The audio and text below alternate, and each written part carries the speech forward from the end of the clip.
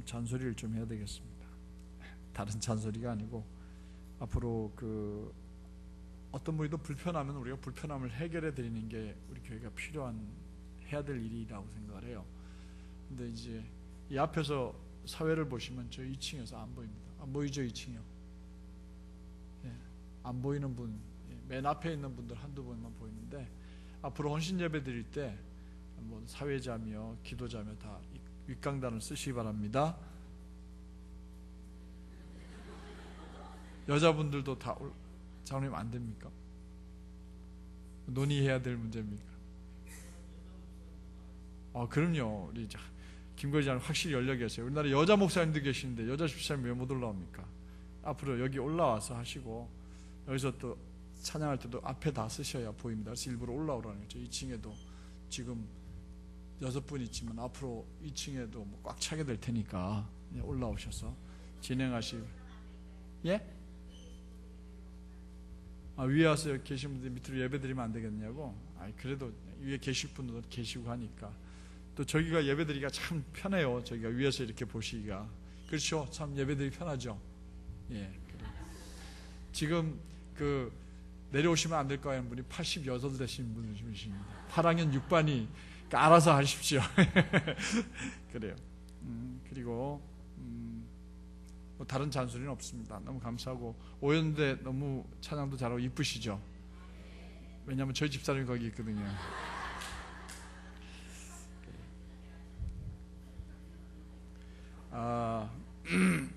이제 그렇게 들으셔요. 그냥 자꾸 얘기하지 마시고. 정신 드신 뒤라서 설교를 좀 재밌게 해야 되는데 하고 늘 부담스럽습니다. 오설교가. 네, 오늘도 말씀 은혜 받으실 줄로 믿습니다. 옆에 분들에게 졸지 말고 은혜 받으십시다. 인사합니다.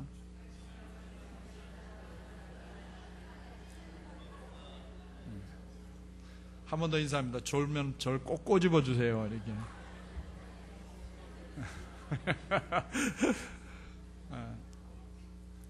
오늘 할머니께서 출타를 하시다가 집으로 돌아가시는 길이었습니다. 해가 좀 뉘우치고 있는데 갑자기 골목에서 이상한 소리가 들렸어요. 할머니가 가만히 들어보니까 같이 가 처녀 이러더래요. 저 할머니가 갑자기 깜짝 놀라신 거죠. 아니 저 사람이 나를 처녀로 불러? 할머니가 이제 당황했습니다. 길을 의심했어요. 근데 또 갑자기 같이 가 처녀 이렇게 들어요. 그래서 저 사람이 눈이 있구나. 사람 볼 줄 아는구나. 내가 이런 앞에 나이가 늙어서 뒤태가 처녀 티가 나니까. 그래서 얼굴을 돌리고 싶었는데 돌리면 누군가 궁금해서 돌리면은 어떻게 할까요? 그 사람이 실망할까 안 할까요? 실망하죠. 그래서 그냥 안 보고 앞으로 계속 갔습니다. 그리고는 기분이 좋았어요. 나보고 처녀라고 부르는 분이 있어요. 그래서 집에 가가지고 입이 싱글벙글했는데 손주가 할머니 무슨 좋은 일 있으셨어요? 그래서 아니 아무 일도 아니야. 그래서 무슨 일 있으셨는데 그랬더니 나보고 누가 처녀래. 그러니까 그 손주가 그냥 좋게 생각하는데 그럴 리가 있어요. 이렇게 분명히 그랬어. 내가 나보고 처녀 같이 가자고 그랬단 말이야. 그러니까 할머니 이 기분 좋은 걸 깨트릴 수가 없어가지고 그래. 그 대신 내일 나가실 때는 보청기를 꼭 하고 가세요. 알았어. 내 보청기 끼고 나가보지. 그 다음날 이제 또 오후 무렵이 돼서 식사하시고 이제 귀에다 보청기를 끼고 나갔다가 들어오는데 아무리 기다려도 누가 뭐 소리가 안 들려요. 집에 막 들어오려고 하는데 또 마침 들리는 거예요. 저 목소리다. 딱 그랬는데 뭐라고 하냐면 이번에 뭘 꼈어요? 갈치가 1,000원. 갈치가 1,000원.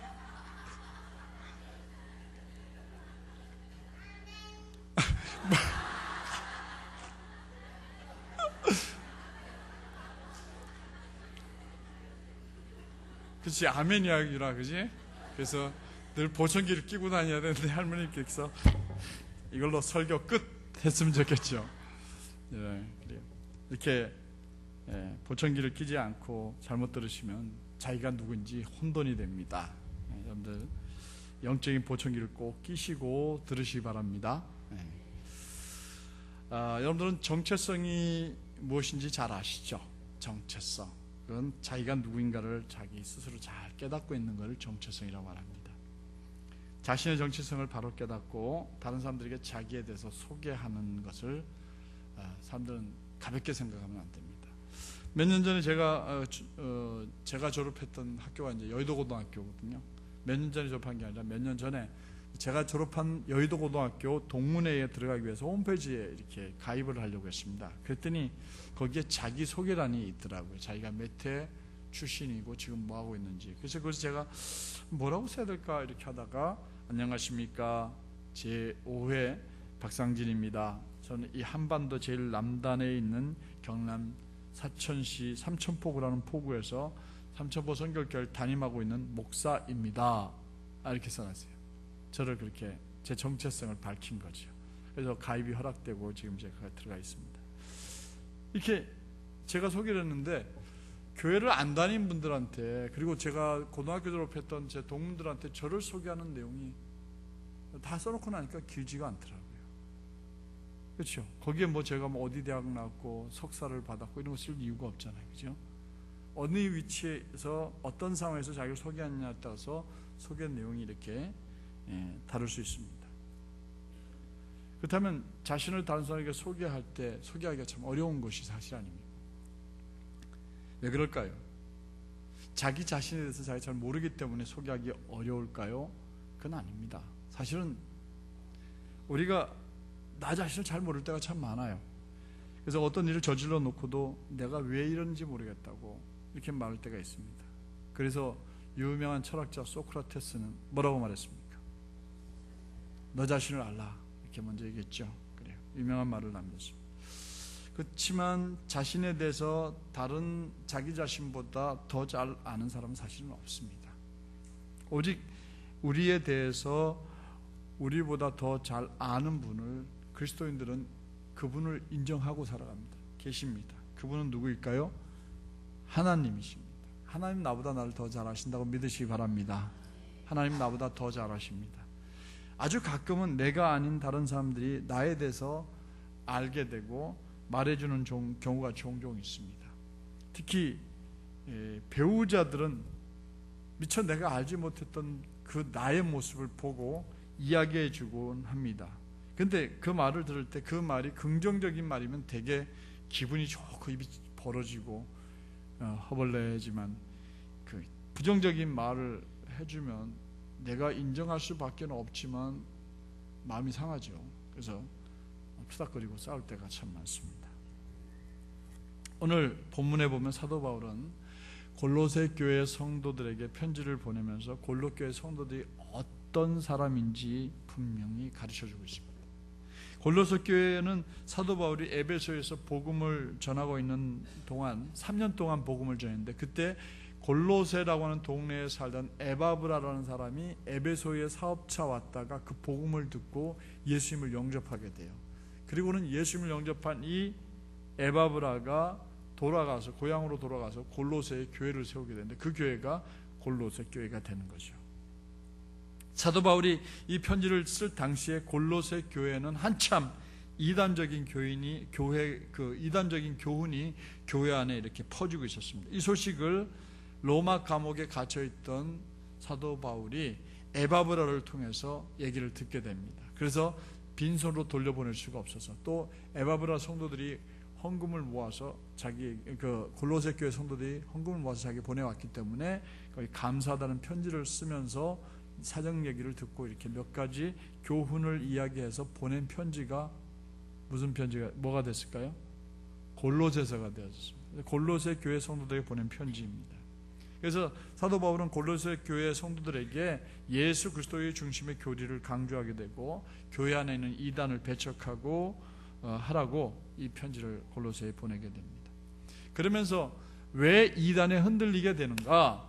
가만히 생각해 보니까 사도 바울이 볼 때 골로새 교회 성도들이 자신의 정체성에 대해서 잘 알지 못하기 때문에 이단의 말에 쉽게 넘어가고 있다 하는 것을 알게 되었어요. 그래서 사도 바울이 이걸 참 안타깝게 생각했습니다. 그래서 사도 바울은 골로새 교회 성도들에게 그들의 정체성을 일깨워주길 원했습니다. 그렇다면 사도 바울이 골로새 교회 성도들에게 일깨워준 그들의 정체성은 뭘까요? 즉 골로새 교회 성도들은 어떤 사람이었을까요? 자신들의 정체를 깨닫게 된 골로새 교회 성도들은 어떤 삶을 살아야 할까요? 이 말은 오늘 헌신 예배를 드리는 5호 연도대 대원들과 우리 모든 성도들에게 오늘 우리로 하여금 우리의 정체성을 바로 깨닫고 그에 따른 그리스도인다운 삶을 어떻게 살아야 할까 함께 상고하게 하십니다. 이 말씀을 통해서 큰 은혜를 나누기를 주의 이름으로 축원합니다. 그렇다면 오늘 본문을 다 설교하기가 어렵습니다. 그래서 사도 바울은 오늘 본문에서 참다운 그리스도인의 정체성이 무엇이고 그리고 그들이 삶의 원칙으로 7가지 정도를 설명해 주셨는데 이걸 다 설교하기엔 너무 설교 내용이 길고 그냥 간단하게 하자니 수박 겉핥기 같은 설교여서 오늘은 정체성에 대해서만 얘기하겠습니다. 그 다음에 기회가 제게 헌신 예배 기회가 주어지면 또 계속 이어서 이런 정체성을 가진 그리스도인들 여러분들과 내가 어떻게 살아야 될 것인가에 대해서는 다음에 또 상고하도록 하겠습니다. 오늘 말씀에 큰 은혜가 있기를 주님의 이름으로 축원합니다. 워밍업을 한번 합니다. 주무시지 말고 졸지 말고 은혜 받읍시다. 한 번 더 연패해서 얘기합니다. 졸지 말고 은혜 받읍시다. 참 여러분들 고될 거예요. 그래도 우리 교회는 새벽 기도회가 없으니까 다행이지 주일날 어떤 교회는 새벽 기도회 또 봉사하신 분 1, 2, 3부 예배 오후 예배 이거 드리면 오늘 하루 종일 무슨 얘기가 들었는지 정말 생각이 안 난대요. 그래서 어느 목사님은 그래요. 말씀에 치여간다고. 새벽 기도 때 이렇게 하라고 들은 말씀 지킬 시간도 없이 대예배 설교가 돼요. 대예배 설교하고는 오후 예배는 또 달라야 되니까 또 치여가고. 그래서 대예배 설교는 미처 지킬 시간도 없이 오후 예배 설교가 머릿속에 남아버리니까 설교가 머릿속에 치여서 내가 안 된다 하는데 그래요. 너무 많은 걸 가르치려고 해도 문제고 그래요. 그래서 간단하게 우리가 하나님 말씀을 듣고 또 말씀을 실천할 수 있는 우리가 되어야 될 줄로 믿습니다. 오늘 낮 설교는 잘 안 잊어버리시겠죠? 그래요. 오후 설교도 좀 겸해서 우리가 누구인가를 잘 배우는 시간이 되기를 주의 이름으로 축원합니다. 사도 바울은 골로새 교회 성도들과 우리의 정체에 대해서 이렇게 말합니다. 12절 상반절 말씀을 읽으면서 그 속에서 3가지 우리의 정체성을 발견하게 됩니다. 한번 짧은 구절인데 한번 읽어보도록 하겠습니다. 시작. 그러므로 너희는 하나님이 택하사 거룩하고 사랑받은 자처럼 3가지 정체성이 발견되어집니다. 첫 번째는 뭘까요? 하나님이 택해 주신 분이다. 우리는 하나님이 택해 준 사람이다. 두 번째는 우리는 거룩한 사람들이어야 한다. 세 번째는 우리는 사랑받는 사람들이다. 누구에게? 하나님께. 자, 이걸로 설교 끝 해도 될 텐데 조금만 더 설명을 드리겠습니다. 자, 우리의 정체성이 다시 한번 쉽게 생각하면 골로새서 성경마다 또 우리의 정체성을 여러 군데서 얘기를 하고 있죠. 근데 그 중에서 골로새서 3장 12절 상반절에 우리를 뭐라고 얘기했느냐? 우리는 너희는 하나님이 택해 주신 사람들이다. 너희는 거룩한 사람들이다. 세 번째, 너희는 하나님의 사랑을 받는 사람들이다. 한번 따라 해봐야 설교 끝나고도 안 잊어버립니다. 한번 해보겠습니다. 우리는 하나님이 택한 사람들이다. 우리는 거룩한 사람들이어야 한다. 우리는 하나님의 사랑을 받는 사람들이다. 옆에 있는 분에게 이렇게 한번 얘기를 해줘요. 당신은 이렇게 그 다음 얘기 3가지를 해줍니다. 자꾸 이걸 연습해야 됩니다. 시작.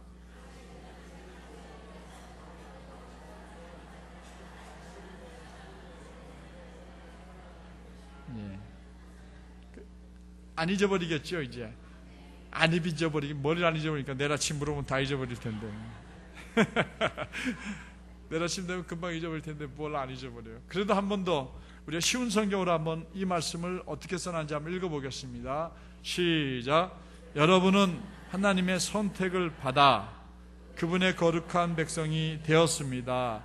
하나님의 사랑을 받는 만큼. 자, 그럼 3가지가 정리가 되죠. 그죠? 그래요. 쉬운 번역 성경으로 읽어보니까 우리가 골로새 교회 성도들이 사도 바울이 골로새 교회 성도들에게 한 이 그들의 정체성이 너무나 선명해집니다. 그렇다면 다시 한번 말씀드린다면 골로새 교회 성도들은 즉 우리들은 하나님께서 선택해 주신 사람들이다 라고 분명히 말할 수 있겠죠. 그래요. 세상 사람들은 자신들이 믿을 신을 선택합니다. 쉽게 말해서 사람들에게 헌법에 뭐가 보장이 되어 있어요? 종교의 자유가 보장이 되어 있죠, 그죠? 아닙니까? 헌법에 분명히 우리는 종교의 자유가 있어요. 그게 보장되어 있습니다. 그래서 이 얘기는 뭐냐? 그들이 어떤 신을 믿든 어떤 종교를 가지든 그건 보장해 줘야 됩니다, 우리나라가. 근데 참 우리나라는 특이한 나라라고 외국 사람들이 참 고개를 절레절레 흔들어요. 왜냐하면 이렇게 기독교하고 불교하고 천주교가 팽팽하게 존재하고 있는데도 한 번도 안 싸운다는 거예요.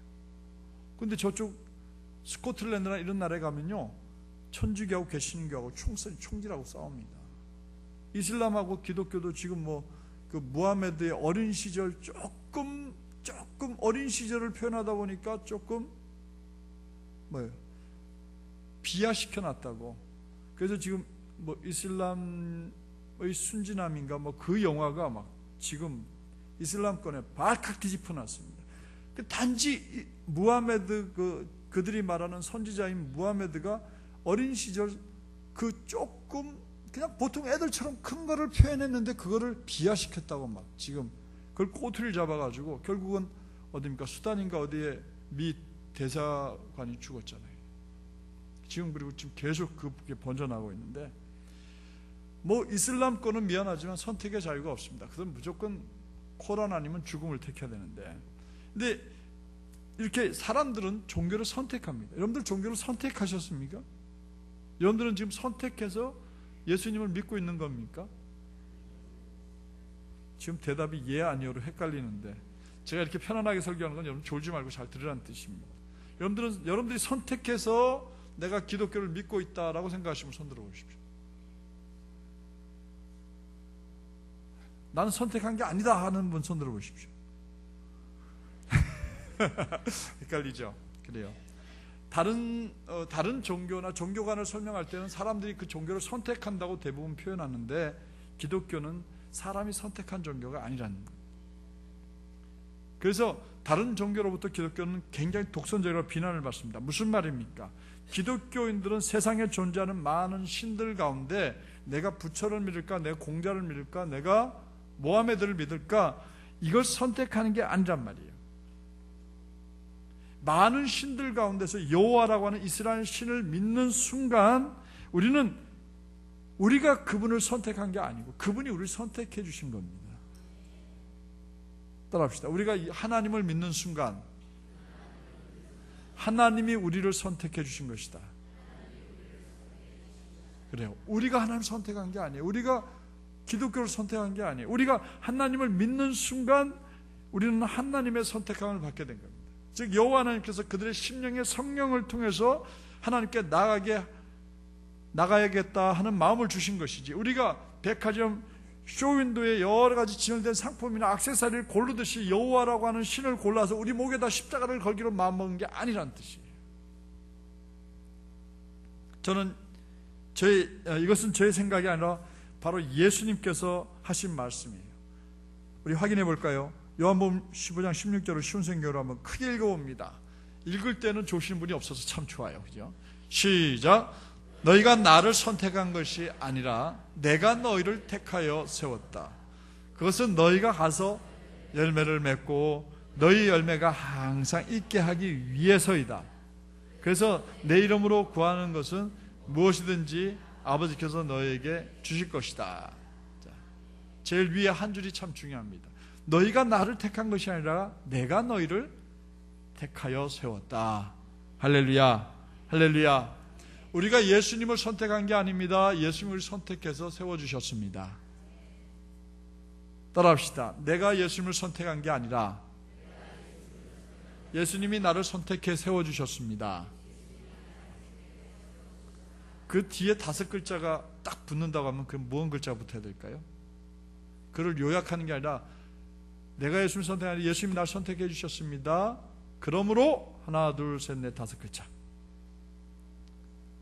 감사합니다. 그러므로 감사합니다. 우리는 그런 거예요. 항상.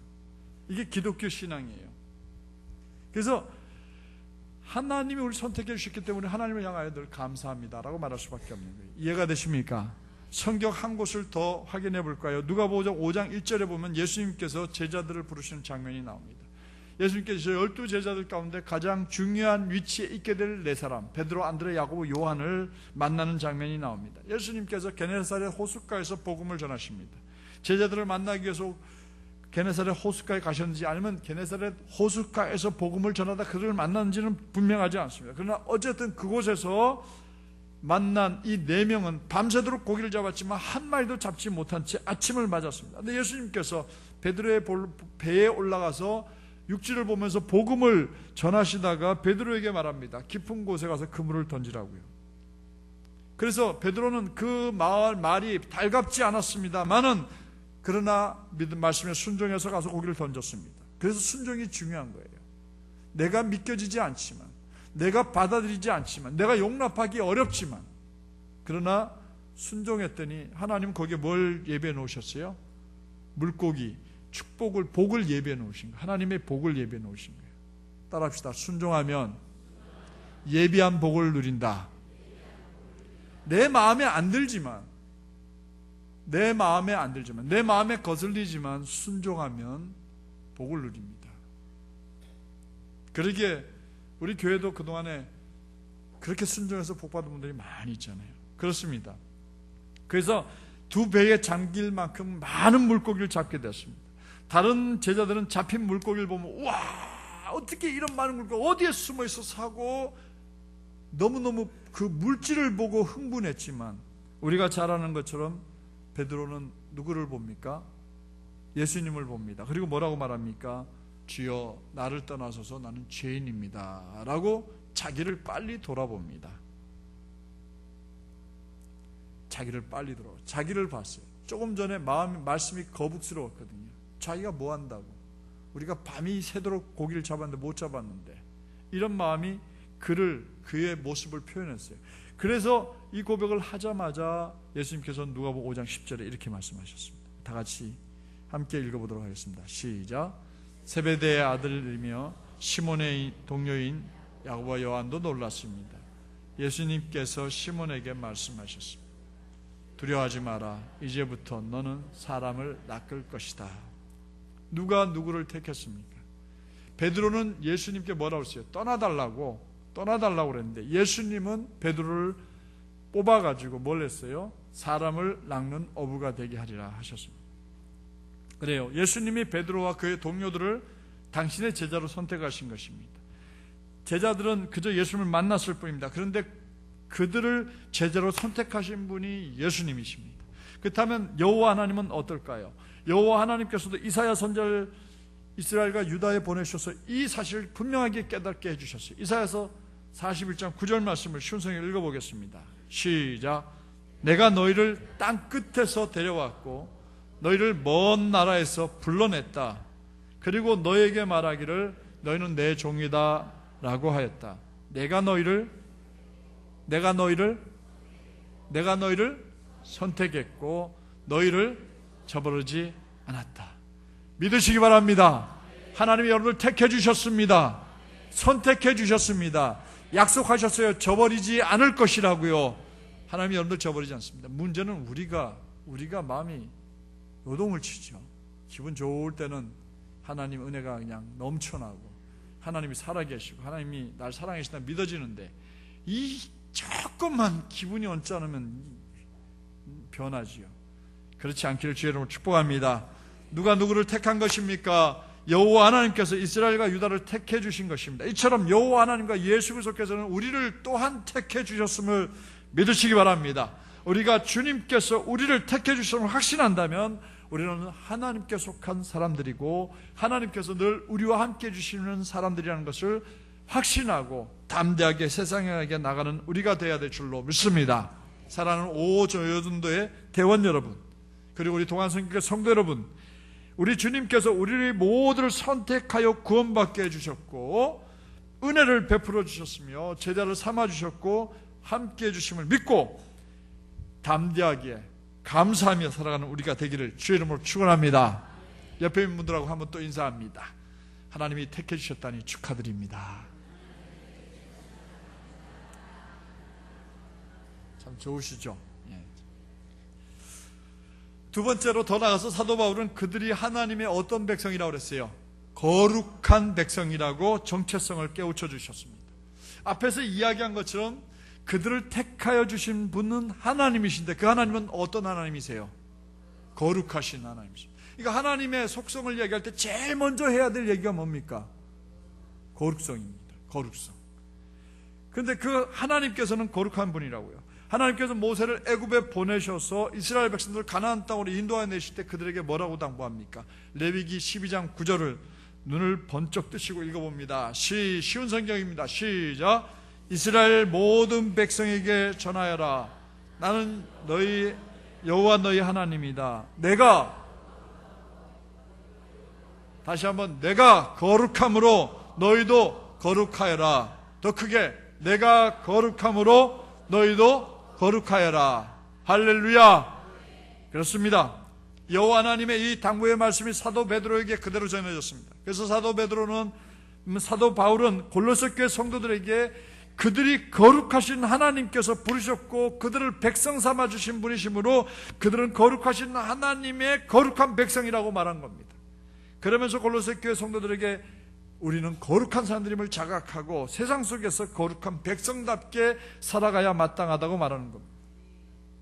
그런데 골로새 교회 성도들은 자신들이 거룩하신 하나님의 거룩한 백성임을 잊고 오히려 세상에 물들어가며 세속화되어 가며 이단의 교훈에 흔들리는 것을 보고 사도 바울은 에바브라의 편에 편지를 써가지고 그렇게 하지 말아라 하고 안타까운 마음으로 편지를 쓴 것입니다. 예나 지금이나 세상은 노아 시대처럼 죄악이 가득한 세상입니다. 노아 시대의 세상은 죄악이 가득 차 있던 시대였어요. 창세기 6장 11절 12절을 이렇게 기록해 놓은데 한번 읽어보도록 하겠습니다. 다 같이 읽어봅니다. 큰 소리로 읽습니다. 시작. 땅 위의 사람들은 하나님께 악을 행하였고 온 땅에는 폭력이 가득 찼습니다. 하나님께서는 사람들의 타락함을 보셨습니다. 즉 모든 사람들이 땅 위에 하나님의 길을 더럽힌 것입니다. 사람들이 악을 행하고 폭력을 행하고 타락했습니다. 뿐만 아니라 하나님의 길을 더럽혔습니다. 그래서 하나님은 세상을 심판하기로 작정하신 것입니다. 노아 시대 때 하나님이 심판의 도구로 쓰신 것이 뭐였어요? 노아 시대 때 하나님이 세상을 심판하는 도구로 쓰신 게 뭐였어요? 물, 홍수였죠. 홍수. 그렇습니다. 제가 이렇게 성경 구절을 이렇게 자꾸 위에서 띄우고 읽으니까 어떤 분들은 좀 귀찮아 하시는 것 같아요. 그런데 제가 이 성경 구절을 자꾸 이렇게 띄우는 것은 제 말씀이 성경에 근거하고 있다는 것을 정확하게 보여주기 위해서입니다. 그거 아니고 이제 예화 들면은 설교 마치고 돌아갈 때 보면 뭐만 머리에 남습니까? 예화만 남아요. 예화만 남아요. 그래서 그게 참 걱정이에요. 그래서 제가 오늘 이렇게 말씀드렸더니 다른 건 다 조르라고 잊어버렸는데 갈치가 1,000원 이것만 기억에 남아요. 갈치가 1,000원만 기억에 남아요. 이거 제일 재밌었거든요. 그게 제일 재밌었거든요. 그래서 집에 가서 오늘 교회에서 무슨 얘기 들었니? 그랬더니 갈치가 1,000원 그 얘기 들었다고. 그러면 안 됩니다. 아멘 하신 분들은 그게 아니라는 걸 알고 계신 분들이에요. 그러니까 눈을 뜨셔야 돼. 나머지 얘기도 은혜롭게 들어야 되는데 꼭. 그래서 어떤 분은요, 목사님, 오늘 말씀 너무 은혜 받았습니다. 뭐 은혜 받았는데요? 갈치가 1,000원이요. 이제는 이게 참이지. 그래서 제가 이거 아니다 싶어서 언제부턴가 제가 이 성경 설교할 때 예화 쓰는 걸 좀 줄이고 있습니다. 아주 극적인 예화 아니면 잘 안 써요. 지금도 그 예화를 들은 예화 중에 하나겠지만 사람들은 온통 설교를 듣고 가면은 좋은 교훈의 말씀만 생각이 나요. 곧 지나가리라 이것만 생각을 해요. 왜 그 설교가 나왔는지 생각 안 하고.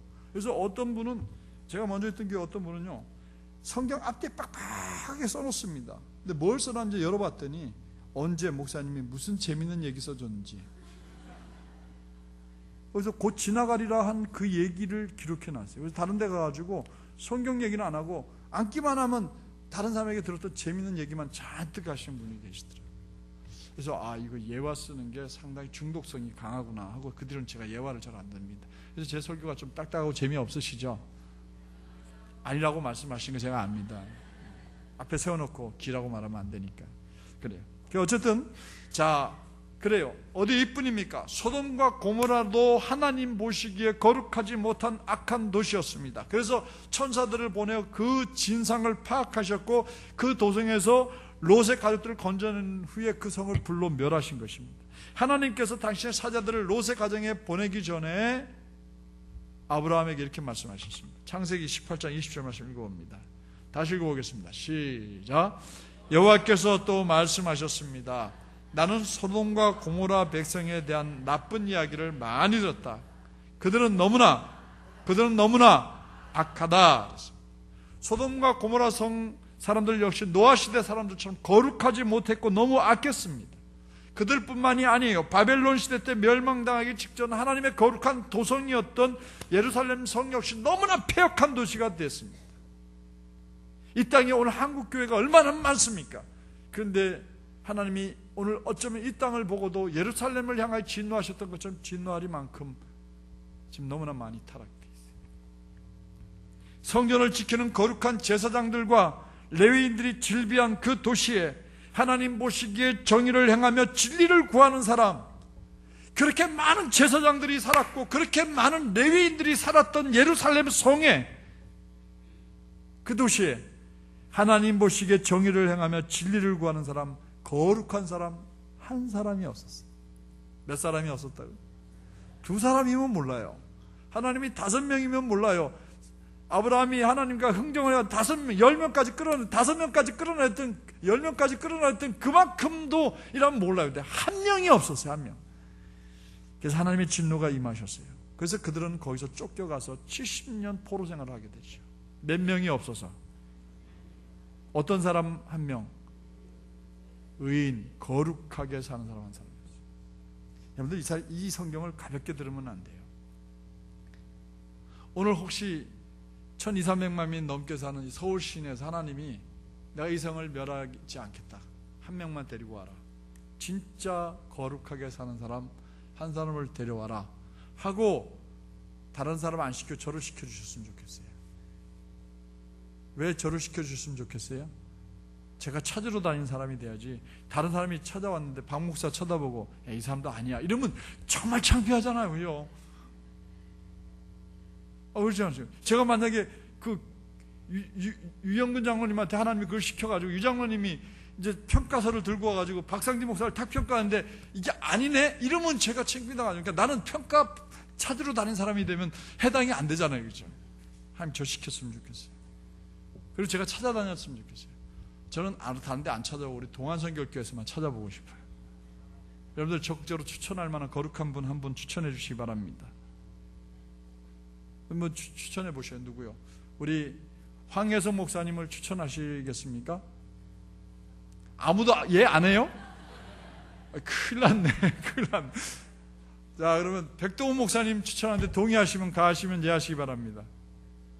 주여, 백 목사님을 오늘부터 일주일 동안 금식하고 회개. 그럼 이제 우리 장로님들부터 한 분씩 또 내려가 볼까요? 정말 걱정되죠. 정말 우리가 은밀하게 아무도 보지 않지만 그곳에서 하나님 보시기에 정의를 행한, 하나님이 보신다는 건 안 볼 때도 하는 거예요. 제가 부탁을 드렸어요. 누구한테든 그래요. 놀러 가서도 목사고 집에 와서도 목사고 강단에 서서도 목사해야 한다고.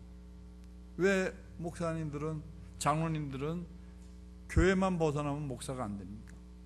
집에만 가면 왜 목사가 아닙니까? 왜 놀러만 가면 왜 자꾸 목사가 안 되십니까? 제가 부탁을 드린 게 그거예요. 놀러 가서도 여전히 내 신분은 뭐예요? 동안선교회 담임 목사입니다. 그게 자신이 없으면 놀러 안 가야 돼요. 놀러 안 가요. 그래서 예레미야 5장 1절에 보면 이렇게 말했습니다. 쉬운 성경입니다. 한번 읽어보겠습니다. 시작. 여호와께서 말씀하셨다. 너희는 예루살렘 거리를 이리저리 다니며 두루 살피고 생각해 보아라. 성의 광장을 모두 뒤져 정직한 일을 하는 사람이 한 명이라도 있는지 찾아보아라. 진리를 구하는 사람이 한 명이라도 있는지 찾아보라. 너희가 찾을 수 있다면 내가 이 성을 얼마나 심각한 소리입니까? 얼마나 이게 무서운 소리입니까? 예루살렘 성 안에 수만 명이 살고 있었고 그들 모두가 거룩한 성에 살고 있는 사람들의 자부심을 가지고 있고 그들 가운데는 거룩한 제사를 침례하는 제사장들이 있었습니다. 그런데 모두 죄악에 물들어서 정직하게 살지 않았고 진리를 따라 살지 않았습니다. 그래서 사도 바울은 골로새 교회 성도들이 자기 스스로를 하나님의 거룩한 백성이라는 정체성을 늘 인식하고 생활하길 바랬습니다. 이 바람은 골로새를 읽는 오늘 우리 모두를 향한 동일한 바람으로 믿어 의심치 않습니다. 그래서 베드로는 베드로후서 3장 11절에 우리가 어떤 사람이 되어야 하는가에 대해서 스스로 물으며 이렇게 대답했습니다. 다시 봅니다. 시작. 모든 것이 이렇게 다 타버릴 텐데 여러분은 어떤 사람이 되어야 하겠습니까? 거룩하고 경건하게 살아야 하지 않겠습니까? 제가 이 말씀 준비하면서 사실 굉장히 마음에 와닿는 부분입니다. 모든 것이 다 타버릴 거예요. 모든 것이.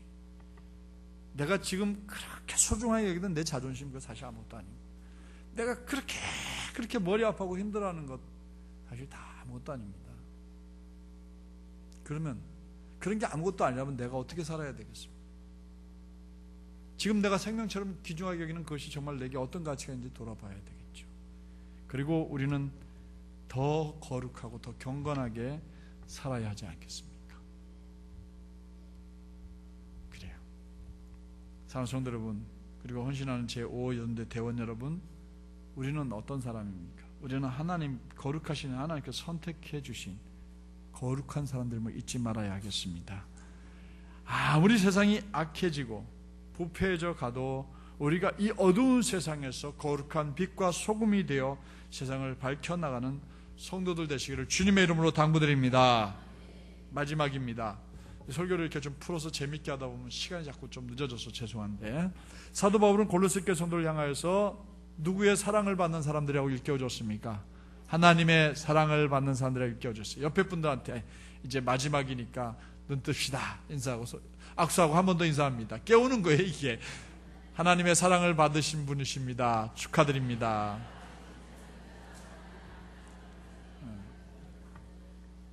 그래요. 잊지 마세요. 나는 누구입니까? 하나님 사랑을 받고 있는 사람입니다. 참 좋죠, 그죠? 너무 좋잖아요. 사람들이 누군가에게 사랑을 받아지면 모든 게 달라집니다. 모든 게 달라집니다. 여러분들 교회 와서 은혜 받으니까 표정이 달라질까요? 안 달라질까요? 달라집니다. 엊그저께 어느 권사님의 따님들을 만났습니다. 미국에서 오신 따님들을 만났는데 그분들이 목사님, 우리 어머님이 정말 많이 달라졌어요. 어떻게 달랐더니 전에는 그냥 얼굴에 근심빛이 가득했는데 요즘에 앉기만 하면 교회 자랑, 앉기만 하면 목사님 자랑하는데 영성이 바뀌었다고, 얼굴이 환해졌다고, 너무 예뻐졌다고. 그러시냐고. 제가 쳐다봤더니 진짜 예뻐졌더라고요. 그분이 8학년 6반이라고 하는데 안 믿겨지더라고요. 그래요. 요즘 아이들이 거칠어지고 방황하고 자살하는 이유가 무엇 때문입니까? 내가 사랑받는 사람이라고 하는 것을 인식하지 못하기 때문입니다. 그러므로 아이들을 너무 다그치지 마세요. 하나님께서 그 아이를 우리에게 이 땅에 태어나게 했으면 그 아이들이 먹고 살 길도 하나님 준비해 주십니다. 우리가 할 일은 그 아이를 사랑만 해주면 돼요. 사랑만 해주면 그 아이가 이 세상에서 자신감 갖고 하면 뭐든지 살 방법이 있는데, 내가 바라는 너를 만들어야 되겠기에, 내가 바라는 너를 만들어야 되겠기에 다그치고 몰아세우니까 성적이 조금 떨어졌다고 해서 애들 죽어야 돼요. 이게 얼마나 큰 비극입니까? 한국 교육이 바뀌어야 돼요. 저 교육부장 하면 잘할 텐데, 교육부 장관 하면 잘할 텐데 저를 못 알아주세요. 안 알아주세요. 아니 뭐 그렇다고 목사 버리고 내가 가서 교육부 장관 할 일은 없겠지만, 그래서 정말 그 이명박 대통령이 한 사람을 믿고 발탁을 했잖아요. 목사님 한 분을 보좌관으로 발탁했잖아요. 근데 들어가서 제일 먼저 잘린 사람이 누구예요? 보좌관이 잘렸어요. 그 보좌관이 잘렸어요. 목사 보좌관이 잘렸어요. 보좌관이라고 벌써 받은 뇌물이 이만큼이 뻥qua 나버리고, 그냥 가슴을 치고 미치겠어요.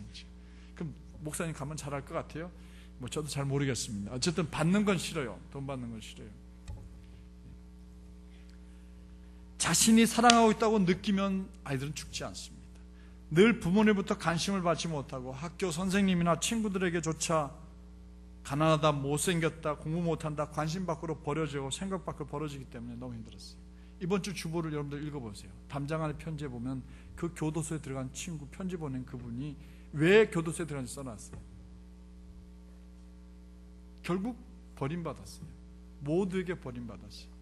그래서 거기 가서 예수님을 만났고 이제라도 자기는 바르게 살고 싶다고, 목사님 저 좀 도와달라고.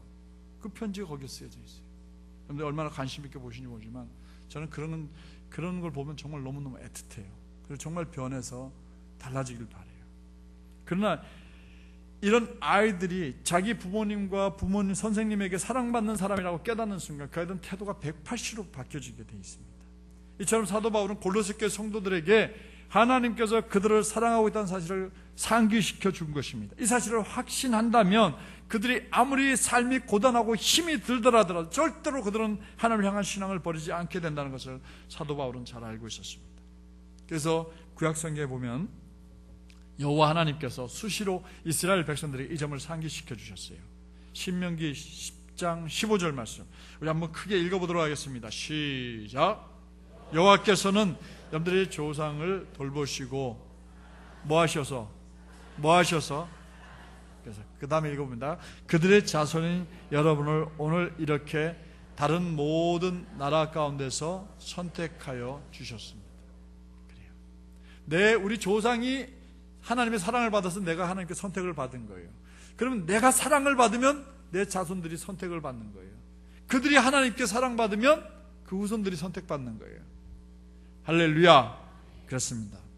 그런데 하나님의 백성인 남유다가 하나님을 외면하고 하나님을 등지고 하나님을 떠나버리자 하나님은 그들을 버리셨습니다.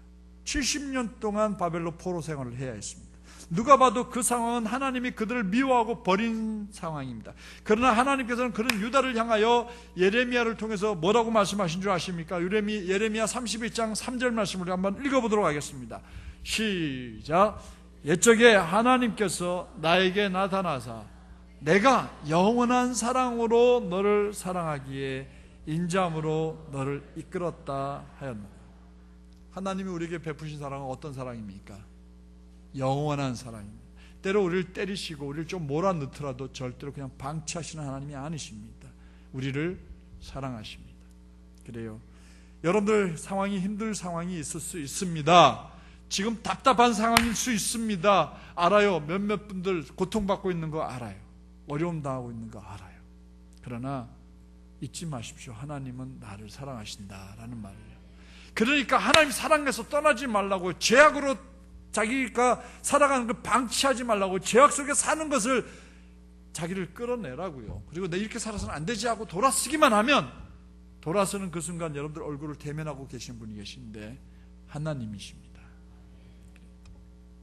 오히려 어려울 때면 하나님께서 우리를 사랑하고 계심을 확신하고 오히려 더 하나님께 가까이 나아가야 합니다. 그래서 사도 바울은 골로새 교회 성도들이 하나님의 사랑을 받고 있는 사람들을 잊지 않기를 원했습니다. 하나님께 사랑을 받은 사람들이기 때문에 늘 하나님의 뜻을 구해야 하고 하나님의 바람대로 살아야 하고 하나님의 소망을 이루어 드려야 합니다. 마치 우리가 부모님의 사랑을 일찍 깨닫게 되면 그 사랑에 보답하게 살고자 부모님의 뜻을 살피고 부모님의 기대에 어긋나지 않게 살려고 노력하는 것과 전혀 다를 바 없습니다. 하나님께서는 우리를 늘 사랑하시는 분이심을 믿으시기 바랍니다. 하나님은 나를 사랑한다. 크게 외치십시오. 하나님은 나를 사랑해 주신다. 할렐루야. 잊지 마십시오.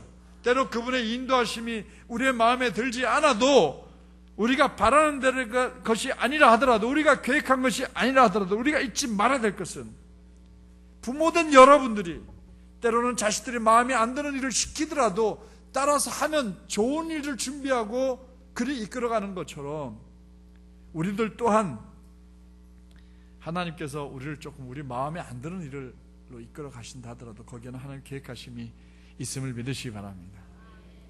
제 마음에 드는 대로 했으면 저는 큰 교회 담임 목사로 갔어야 했는데 마음에 안 들었어요. 그런데 왔더니 여러분들을 만났습니다. 할렐루야. 감사하지요. 감사하죠. 정말 감사합니다. 하나님이 더 큰 계획을 앞으로는 우리 함께 보고 함께 기뻐하게 될 날이 있을 줄로 믿습니다. 아멘만 하지 말고 전도하시기 바랍니다. 아멘만 넙죽넙죽 하지 말고 전도하십시다. 그래서 우리 교회를 크게 부흥시키고, 교회가 크다고 해서 다 나쁜 거 아니잖아요. 교회 크면 큰일 할 수 있잖아요. 그죠? 그런 일 할 수 있었어야 돼요. 그래요. 오늘도 우리 장로님들 함께 모여 앉아서 전도 축제에 대해서 우리가 계획을 세웠습니다. 돈 얼마 드는 거 그까지 얼마 안 됩니다. 그건 문제가 아니에요. 우리가 열심히 VIP, 내 인생의 VIP라고 생각하는, 정말 내게 너무 소중한 분이라고 여기는 그분들 5분을 전도하자, 이겁니다. 뭐 많이 전도해서 상 주고 그런 것도 없어요. 내게 생각하는, 내가 정말 너무너무 소중한 사람 5명만 교회 초청하자. 몇 명? 몇 명? 우리 뭐 전에 1000명 이거 했는데 그거 목표 아니에요.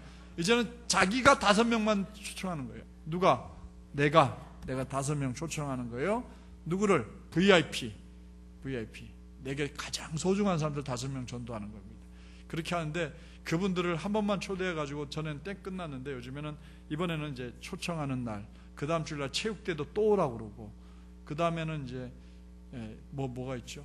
그 다음에 이제 음악회, 가을 음악회가 있어요. 좀 멋진 분들도 불러가지고 같이 할 거예요. 5 그거. 또 그 다음에 또 있어요.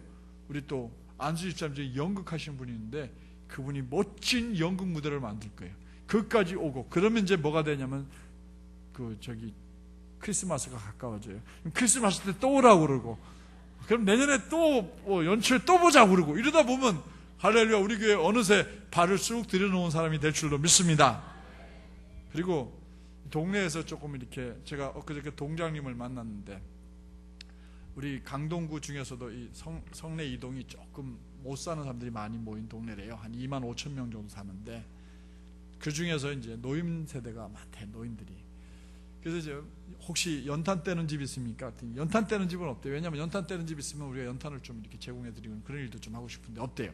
그래서 제가 이렇게 해야 되겠다 싶었어요. 우리 장로님들하고 오늘 논의를 했는데, 밖에다가 사랑의 쌀떡을 하나 만들어 놓을 겁니다.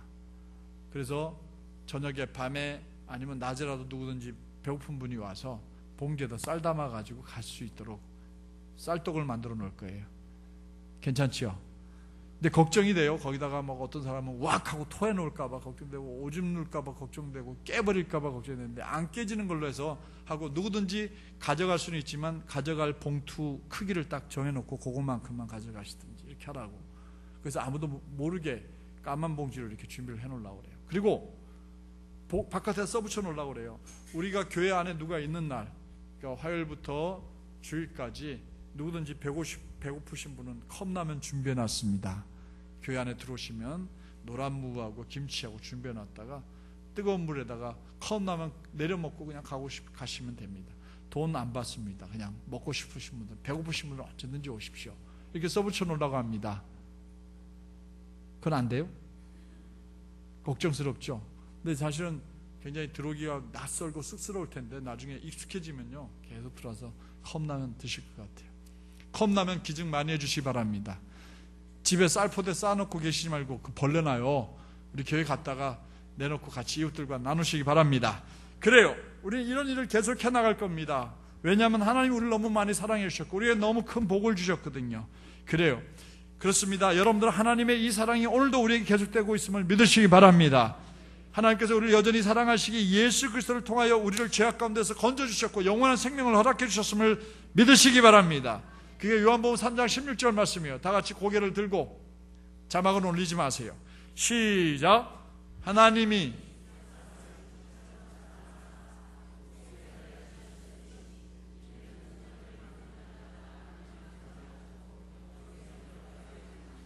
아이고, 집사님 되셨는데 이거 못 외우고 있으면 어떻게 해요? 그래, 권사님 되셨는데 이거 못 외우면 어떻게 해요?